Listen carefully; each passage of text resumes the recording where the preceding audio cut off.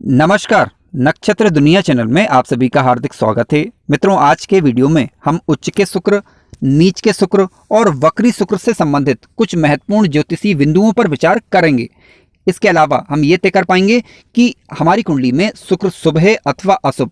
यदि कुंडली में शुक्र शुभ है तो उसके फल किस प्रकार से हो सकते हैं, इस पर विचार करेंगे। यदि कुंडली में शुक्र अशुभ है तो उसके फल किस प्रकार से होंगे, इस पर भी चर्चा आज के वीडियो में की गई है। चीज़ों को मैंने स्टेप बाय स्टेप लेने का प्रयास किया है। यदि आप चैनल पर नए हैं तो चैनल को सब्सक्राइब अवश्य करें। आइए शुरू करते हैं। मित्रों, यदि हमारी कुंडली में उच्च का शुक्र है, नीच का शुक्र है, वक्री शुक्र है तो किस प्रकार के प्रभाव ये देंगे इसे तो हम समझेंगे ही, परंतु उसके पूर्व शुक्र के विषय में आधारभूत बातें पता होना आवश्यक है ताकि जब हम आगे फलों पर विचार करें तो समझने में आसानी हो जाए। देखिए, किसी भी व्यक्ति की कुंडली के अंदर शुक्र भौतिक सुखों के प्रमुख कारक ग्रह होते हैं। जीवन में प्राप्त होने वाले मकान का सुख हो, वाहन का सुख हो, भूमि का सुख हो, लग्जरियस लाइफ का सुख हो, सौंदर्य, कलाओं से संबंधित चीज़ों का विचार करना हो तो शुक्र की स्थिति देखनी होगी।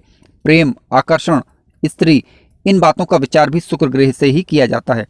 जीवन में हम भौतिक सुखों को किस प्रकार भोग पाएंगे अथवा नहीं भोग पाएंगे, किस प्रकार की दिक्कतें आएंगी, उनको देखने के लिए शुक्र की स्थिति देखना जरूरी होता है। देखिए, किसी भी भाव में यदि शुक्र ग्रह बैठे हुए हैं, वहां पर राशि का अंक यदि 2 लिखा है अथवा 7 लिखा हुआ है तो समझ लीजिए कि शुक्र अपनी स्वराशि में बैठे हुए हैं। और किसी भी भाव में यदि शुक्र बैठे हुए हैं, वहां पर 12 नंबर का राशि का अंक लिखा हुआ है तो समझ लीजिए कि शुक्र उच्च राशि में बैठे हुए हैं। यदि किसी भी भाव में 6 नंबर का राशि का अंक लिखा मिले तो समझ लीजिए कि शुक्र अपनी नीच राशि में बैठे हुए हैं। ठीक है, जब भी शुक्र उच्च के अथवा नीच के होते हैं तो उनकी डिग्री देखना जरूरी है। 27 डिग्री तक शुक्र किसी भी भाव में, यानी जहां वो उच्च के होते हैं मीन राशि में यानी, और कन्या राशि में जहां वो नीच के होते हैं 27 डिग्री तक नीच के माने जाते हैं।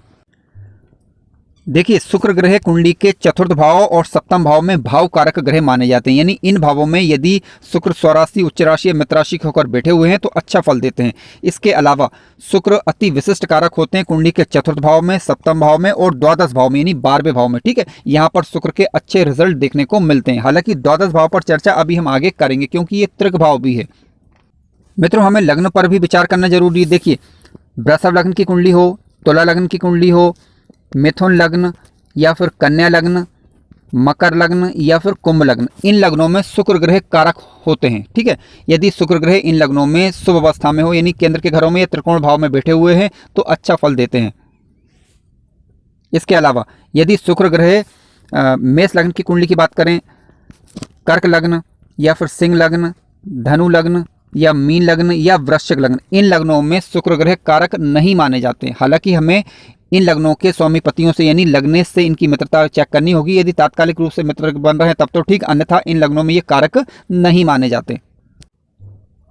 मित्रों, आइए अब विचार करते हैं सबसे पहले कि वक्री शुक्र के विषय में। ठीक है, वक्री शुक्र यदि हमारी कुंडली के अंदर है तो वह हमें अच्छा प्रभाव देगा अथवा बुरा प्रभाव देगा, समझ लेते हैं। देखिए, शुक्र हो या कोई अन्य ग्रह हो, यदि वह वक्री होकर बैठते हैं तो वक्री होने के कारण ग्रहों के प्रभाव में 3 गुना बढ़ोतरी हो जाती है। ठीक है, 3 गुना बढ़ोतरी क्यों होती है, आइए इसे थोड़ा समझ लेते हैं ताकि चीज़ों को समझने में आसानी हो जाए। देखिए, मान लीजिए कि कोई ग्रह यहाँ से यहाँ पर जाने वाला है। ठीक है, अब ये ग्रह डायरेक्ट ना जाकर इस तरीके से घूम के आ रहा है, यानी वक्री हो रहा है। ठीक है, तो इसका मतलब ये है कि देखिए, यहाँ पर ये ग्रह जाएगा, फिर वापस आएगा, फिर यहाँ पर आएगा, यानी कुल मिलाकर देखा जाए तो 3 प्रकार के रूट हो गए।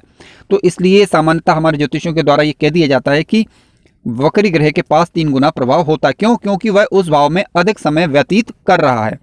एक कारण हो गया। अब सवाल उठता है कि हम कैसे पता लगा पाएंगे कि कुंडली के अंदर जो वक्री ग्रह है वह हमें शुभ रिजल्ट देगा अथवा नहीं। देखिए, कोई भी ग्रह यदि स्वराशि, मित्र राशि या उच्च राशि का होकर यदि वक्री होता है तो उसके शुभत्व में कमी आ जाती है। ठीक है, यहाँ पर आप देख सकते हैं कि ये शुक्र स्वराशि का होकर बैठा हुआ है और वक्री हो गया, तो यानी इसके शुभ प्रभाव में कमी आ जाएगी, ना कि बढ़ोतरी होगी। ठीक है, पहली बात। आइए वक्री ग्रह से संबंधित दूसरे बिंदु को समझते हैं। मान लीजिए कि शुक्र वक्री होकर नीच राशि का होकर वक्री मान लीजिए हो रहा है। ठीक है, तो कोई भी ग्रह ध्यान रखें, नीच राशि का होकर अथवा शत्रु राशि का होकर यदि वक्री होता है तो उसकी अशुभता में कमी आ जाती है। नीच राशि का होकर वक्री हो रहा है या शत्रु राशि का होकर वक्री हो रहा है तो उसकी अशुभता में कमी आ जाती है, यानी प्लस पॉइंट ये है। ठीक है, तो शुक्र ग्रह यहाँ पर हमें ज्यादा बुरे प्रभाव ना देकर कम बुरे प्रभाव देंगे उनकी दशा या अंतरदशा में। फल किस प्रकार के होंगे, फलों पर चर्चा आगे की जाएगी। मित्रों आइए अब अन्य बिंदु को समझते हैं। मान लीजिए कि कोई ग्रह, यानी शुक्र की हम बात कर रहे हैं, तो शुक्र ग्रह यदि नीच राशि का हो रहा है तो क्या ये शुक्र ग्रह नीच राशि का हमें हो रहा है तो खराब रिजल्ट देगा या अच्छे रिजल्ट देगा? देखिए, कोई भी ग्रह नीच राशि का होकर बैठता है केंद्र के घरों में और त्रिकोण के घरों में, यदि नीच राशि का होता है तो बुरे प्रभाव दिखाई देते हैं, लेकिन उतने ज्यादा नहीं जितने कि वह त्रिक भावों में बैठकर यदि नीच राशि का हो जाए, यानी छठे भाव में, आठवें भाव में अथवा 12वें भाव में कोई भी ग्रह नीच राशि का होकर बैठ जाए तो ऐसी स्थिति में ज्यादा बुरे प्रभाव दिखाई देते हैं। लेकिन यदि नीच राशि का ग्रह केंद्र के घरों में या त्रिकोण भाव में बैठ जाए तब भी बुरे प्रभाव दिखाई देंगे, लेकिन अपेक्षाकृत थोड़े कम। अब मान लीजिए कि कोई ग्रह नीच का होकर बैठा हुआ है, जैसे शुक्र ग्रह ये नीच का होकर बैठा हुआ है, तो ये कब हमें बुरे प्रभाव नहीं देगा? आइए विचार करते हैं।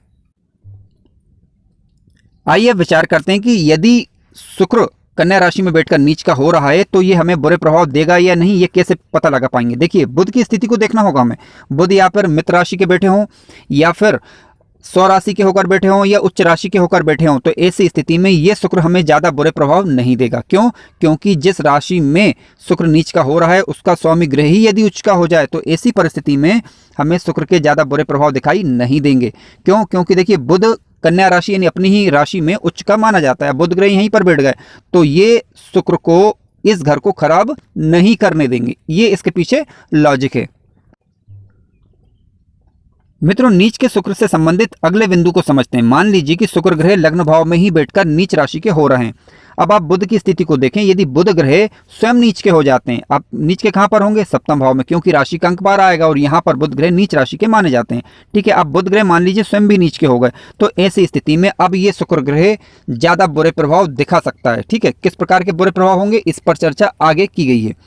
तो यानी आप देख सकते हैं शुक्र ग्रह भी नीच के हो गए यहाँ पर और बुध ग्रह भी यहाँ पर नीच के हो गए, तो यहाँ से अब ये शुक्र से आप अच्छे फलों की उम्मीद ज्यादा नहीं कर सकते, विशेष रूप से जबकि शुक्र ग्रह की दशा या अंतरदशा आएगी। हालांकि उपायों पर अभी हम विचार करेंगे।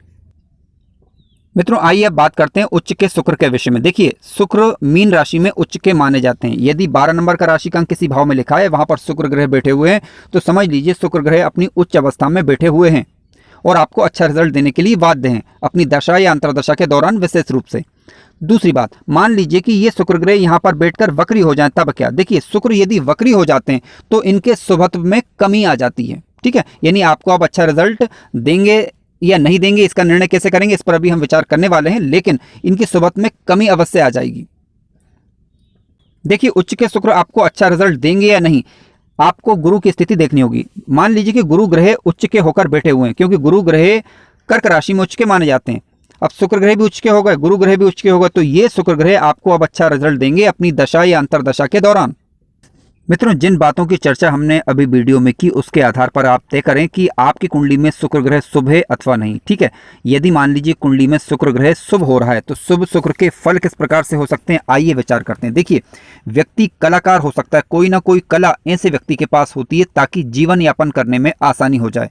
ऐसा व्यक्ति सौंदर्य का शौकीन होता है, यानी सुंदर वस्तुएं व्यक्ति को चाहिए, चाहे वह कपड़े हों, वाहन हो, घर परिवार में जहाँ पर वो रहता हो वहाँ की स्थिति हो, यानी सौंदर्य बनाए रखना चाहता है व्यक्ति, वस्त्रों का शौकीन होता है ऐसा व्यक्ति। ठीक है, और इसके अलावा गायन के क्षेत्र में, नृत्य के क्षेत्र में, अभिनय के क्षेत्र में, लेखन के क्षेत्र में, गीत के क्षेत्र में गीतकार हो सकता है ऐसा व्यक्ति। सिनेमा जगत के क्षेत्रों में व्यक्ति रुचि ले सकता है, डांसिंग का शौकीन हो सकता है, घूमने फिरने का शौकीन हो सकता है, भौतिक वादिता की ओर व्यक्ति आकर्षित हो सकता है। ठीक है, यानी भौतिक चीजें तो व्यक्ति को चाहिए ही चाहिए, यानी जिन चीजों से व्यक्ति को लाभ मिले, यानी सुख मिले, विशेष रूप से आराम से जीवन जीने का अवसर मिले, ऐसी चीजें व्यक्ति तलाशता रहता है। ठीक है, और ऐसे व्यक्ति का झुकाव भौतिक वादिता की तरफ विशेष रूप से होता है। अब देखिए, यहाँ पर निर्भर करेगा शुक्र की स्थिति क्या है।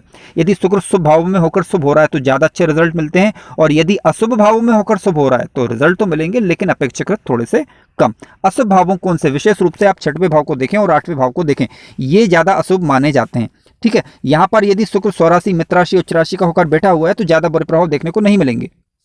हम यहाँ पर 12वें भाव की बात नहीं कर रहे हैं, क्योंकि देखिए 12वें भाव में यदि शुक्र ग्रह बैठे हुए हैं यहाँ पर, तो शुक्र ग्रह यहाँ पर बुरे प्रभाव कब देंगे? देखिए, यदि आपने अपने चरित्र पर लगाम रखी तो ऐसी स्थिति में यहाँ के शुक्र आपको अच्छा रिजल्ट देंगे, व्यक्ति के जीवन को प्रखर करने का काम करेंगे, यानी उन्नति की ओर ये ले जाएंगे। लेकिन यदि व्यक्ति का चारित्रिक पतन होता है तो ऐसी स्थिति में फिर यहाँ के शुक्र व्यक्ति को गिराने का काम कर सकते हैं। ठीक है, अन्यथा यहाँ पर बैठा हुआ शुक्र व्यक्ति के जीवन को ऊपर ही उठाता है। लेकिन हाँ, 6वें भाव और 8वें भाव में शुक्र सामान्यतः अच्छे रिजल्ट नहीं देते, इस बात को हमें स्वीकार करना चाहिए।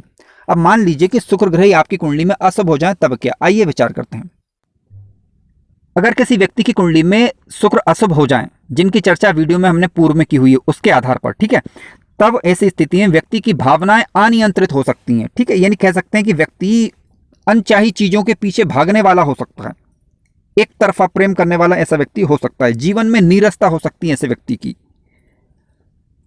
वैवाहिक जीवन में परेशानी आ सकती है, कह सकते हैं कि दिक्कतों का सामना करना पड़ सकता है, साफ सुथरा नहीं रहना, इस प्रकार की परेशानी भी आ सकती है यदि राहु ग्रह से वगैरह से यदि दृष्टि अथवा युत हो जाए तब, ठीक है, हो सकती है। इसलिए क्योंकि देखिए अन्य ग्रहों का भी अपना प्रभाव होता है। मान लीजिए कि गुरु ग्रह की दृष्टि पड़ जाए किसी अशुभ शुक्र पर, तो गुरु के कारण शुक्र के बुरे प्रभावों में कमी आ जाती है फिर, या शुभ चंद्रमा की दृष्टि पड़ जाए, या कह सकते हैं कि शुक्र के मित्र ग्रहों की दृष्टि पड़ जाए, तब भी यदि शुक्र बुरा हो रहा है तो उसके बुरे प्रभावों में कमी देखने को मिलती है। यानी शुक्र का अशुभ होना कुंडली में सामान्यतः ठीक नहीं माना जाता, क्योंकि ये भौतिक सुखों में कमी की ओर इशारा करता है। देखिए कुंडली में यदि शुक्र ग्रह अशुभ हो रहा है, वहां पर राहु अथवा केतु की दृष्टि पड़ जाए, तो ऐसी स्थिति में भी शुक्र ग्रह के बुरे प्रभाव देखने को मिल सकते हैं। जब कभी भी शुक्र ग्रह की दशा या अंतरदशा आती है तब ये हमें देखना होगा। हालांकि प्रैक्टिकल रूप से आप चेक करें, यदि वास्तव में परेशानी आ रही है तो इसके उपाय आप कर सकते हैं। मित्रों, किसी भी कारणवश यदि शुक्र ग्रह के बुरे प्रभाव देखने को मिले तो आप शुक्रवार के दिन शुक्र की होरा में शुक्र के बीज मंत्र का अथवा वैदिक मंत्र का जप कर सकते हैं, अथवा दुर्गा सप्तशती का पाठ भी कर सकते हैं, जिसके कारण शुक्र ग्रह के बुरे प्रभावों में कमी आ जाती है। यदि कार्यक्रम अच्छा लगा हो तो वीडियो को लाइक जरूर करें और चैनल पर नए हो तो सब्सक्राइब भी करें। धन्यवाद।